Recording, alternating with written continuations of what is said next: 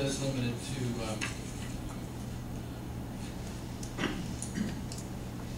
it's only if they do something prior to obtaining improvement location permit. So I see what you're saying, but I think what that would do is you just have to force your client to make sure they got a permit before you put it up. Before you put it up. I hear you, but we don't even. But I think we're. That's one question. Do you have a permit? Yeah, that's the question. We're glad to help out, but that would help out a lot. I understand. Okay, we have gone through the abatements in Terry and but on the theaters. I'm sorry, Mayor. I want to make sure. Am I making any further changes in light of Sean's comments? Well, I can add the flag mounts to the projecting definition. Make those simultaneous. Projecting or flag mount. Yes, that's fine. I can make that to that definition. I just want to make sure I know what I'm doing. Okay. I think we talked about that as being the same as we had. All right, down to sign ordinance. Yeah. For 24 months. 5 years. 5 years. Okay. Correct me if I'm wrong, committee, but Wolff Theater, Neals, Gecom, everything's good to go, correct? And there is on Valeo as well, but we'll an explanation.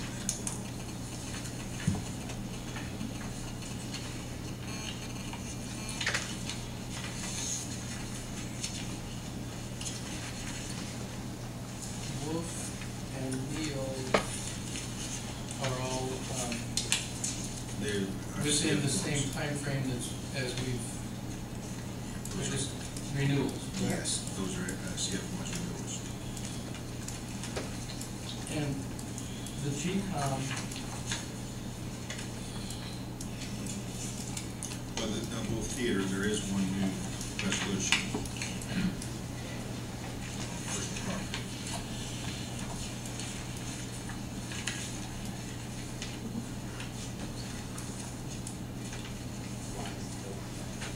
This resolution number 2013-7.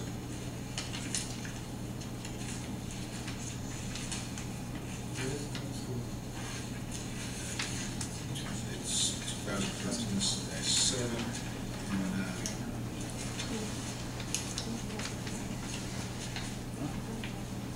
it is not on there as a new one. It's the only new one that we have.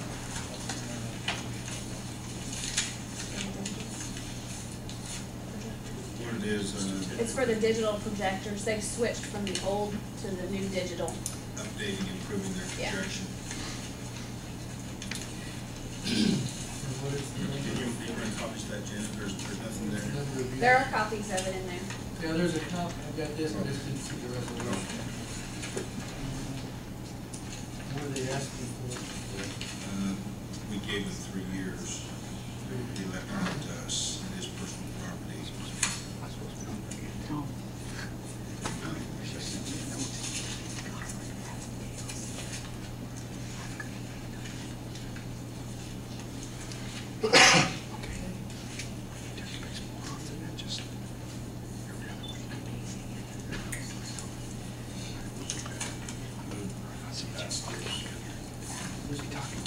Yes,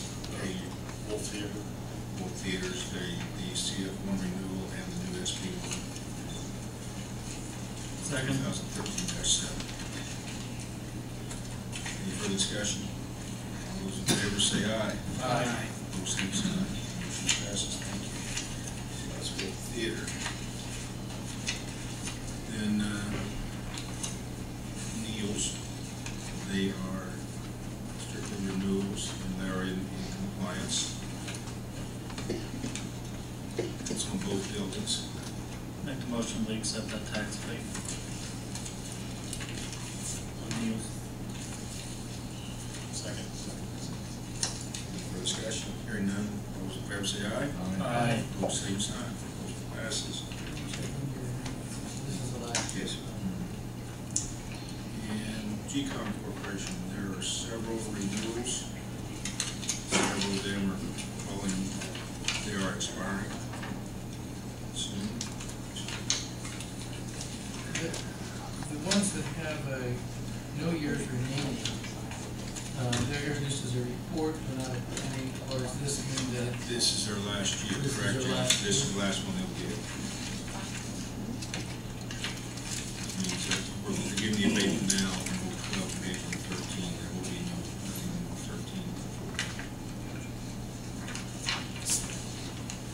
So entertain a motion to approve Gecom's renewals. Second. Any further discussion? Hearing none, all those in favor say aye. Aye. Opposed, same sign, motion passes. Now we come to Valeo, and there has been some confusion on that. Give you a little history. Valeo would come in for a new SB1, applying for a new abatement. And this has happened over the last several years. We're talking, what, up to 10 years ago, Janet? Yeah, probably last 7 or 8. And they would say what they're going to do, how much they're going to spend, but they never put a timeline on it. They didn't, there was, if we give 5 years, it's 5 years. But what they didn't inform us, which is legal to do if we would so approve it, they were just kind of under a blanket. They put it, they wanted to do it in phases. Okay, so they got everything approved, but they were implementing it in phases on their own without making us aware of what they were doing. And it wasn't so much Valeo as it was their accounting, the way it was done by their accountants. Not their personal accounts from the company, but who they hire to do their accounting for them on the abatements. And so since this has happened, we went backwards on some situations. They were cut short. They didn't buy the equipment for maybe 2 or 3 years on a 5-year abatement. So that really meant on that particular phase of their implementation and their investment, they should have been given 5 years on that amount. Well, when in 5 years came, we said, you're done. And it really wasn't fair to them. We were approving the total cost, the amount, but we were not made aware that it would be done in phases. So what we've done, we went back and adjusted it. And on some of them, they actually got what they had asked for in phases, the way it worked out. Some of them, we just had to say, no, can't do it. Others, we might have given a little bit of credit. And Terry and Blake, Mark Copland, the EDC, myself, and Janet, she's worked with the county, people at the county on the auditor's office, and we've done everything we can to be fair as possible.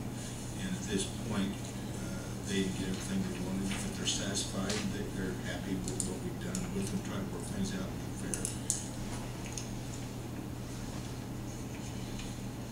Janet, would you like to add something to that? You did great. I've had personal contact with the people with Valeo to make sure they understood what's going on.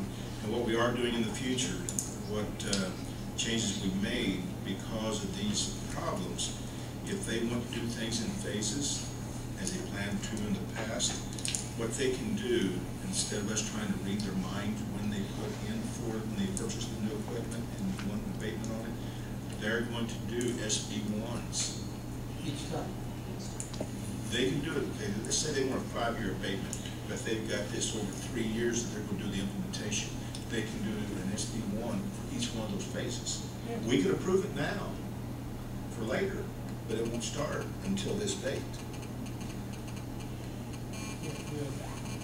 Because even though they say you might have $1 million worth of abatements for 5 years, they're not getting the full $1 million worth of abatement. I mean, abatement on $1 million because they're only purchasing maybe $300,000 worth. So you don't get tax abatements on something you haven't purchased. So they're not getting something they didn't have coming. They're getting something they should have gotten.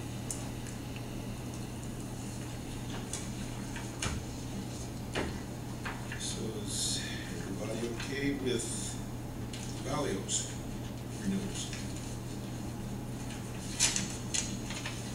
Any questions? Blake, Terry? I'll move to accept their tax payments. Any further discussion? Hearing none, all those in favor, say aye. Aye. Opposed, same sign. Thank you, gentlemen. That's complete. Next item on the agenda, Mr. Pepper Cooper, Leach Lippens, okay. Several things to discuss. We are your insurance people for employee benefits, and Kelly Zulo is going to explain what we have recommended to the Board of Public Works with regard to additional discounts for name brand prescriptions. And I'm going to hand these out, and then Marcia's going to tell you that we're up to speed on national health care and health reform. So we've done that with the Board of Public Works, and we just want to do it again so you hear it.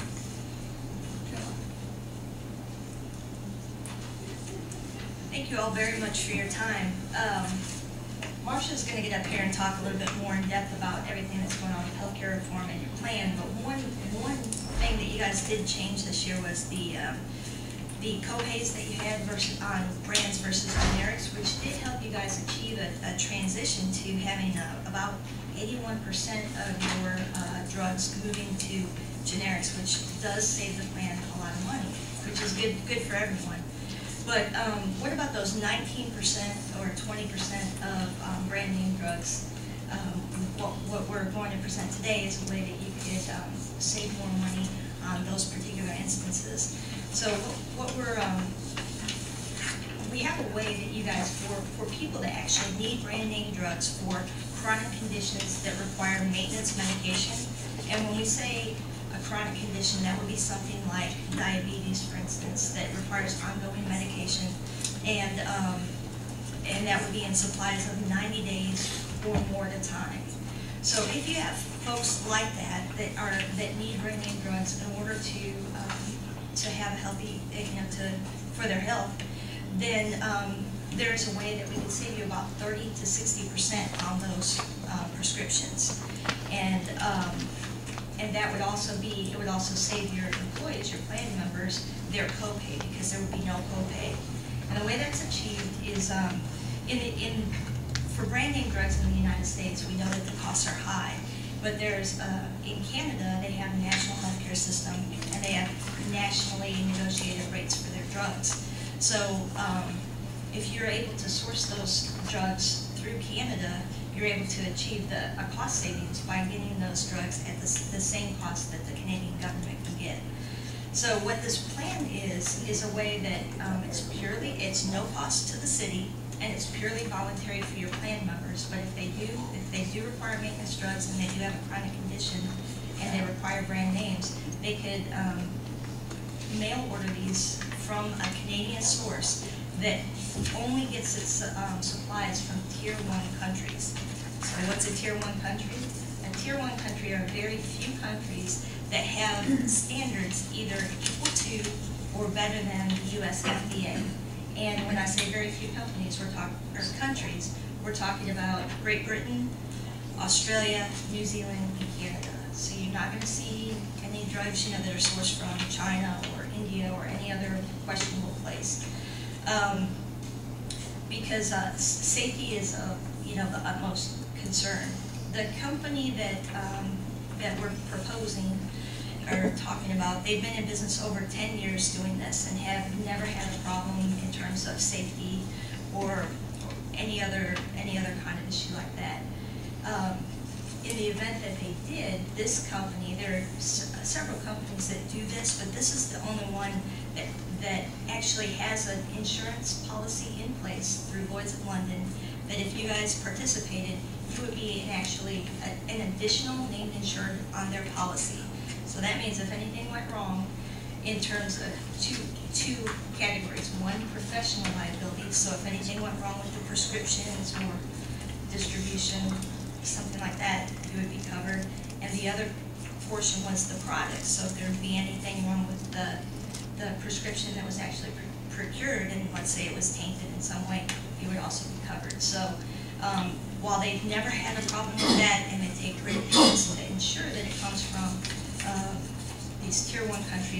to high standards, there is also an insurance policy in place. So it's no cost, little to no risk, and just a great benefit in terms of saving money. So I kind of threw out that number of 30 to 60% savings. If you look at the big sheet, the little trifold sheet kind of explains everything I just told you. If you look at the big sheet, that's the example of a client that actually already has this in place, and they've been using it successfully since August of 2005, another city, a larger city. But if you look at just from a small segment of time, from July to September of last year, they ran 383 prescriptions through this program, and it saved the plan and members $95,000. That split was about a third of that money was to the actual employees or the plan members, employees and their families, in terms of saving them their copay. And the group itself recognized the other 60% of the savings. So when you guys are looking at, for instance, the year-to-date, your costs for prescriptions have been about $30,000, is that right? In your first quarter, it was $30,000 from January to March. So we're talking Just pharmacy costs only. Just pharmacy, and we know that the brand name drugs are the ones that have the highest costs on that. So you're talking about real dollars that you're able to save in a program that costs you guys nothing to join, and then is purely voluntary for members. So I just wanted to kind of explain that briefly and see if you guys had any questions. Or That's 30,000 in the first 3 months. Yes, sir. So we could save 15,000 to 20,000. You could, about 81% though was generic. And that's In terms of your numbers. insurance committee and your employees recognizing that's the best way to go. That you could save another 20 to 30,000. But just for instance, you're averaging about 15 prescriptions of, let's just say, one example of Nexium, which is a brand name drug, that the average cost to the city is $369. The cost through this plan is $203. So an average savings per prescription of $166, just on that particular prescription, of which you guys had 15. So it's real, real cost savings that you could be recognizing. And the term the board always has approvals to apply for. It's all voluntary if the insurer wants to participate. I think it's a good deal.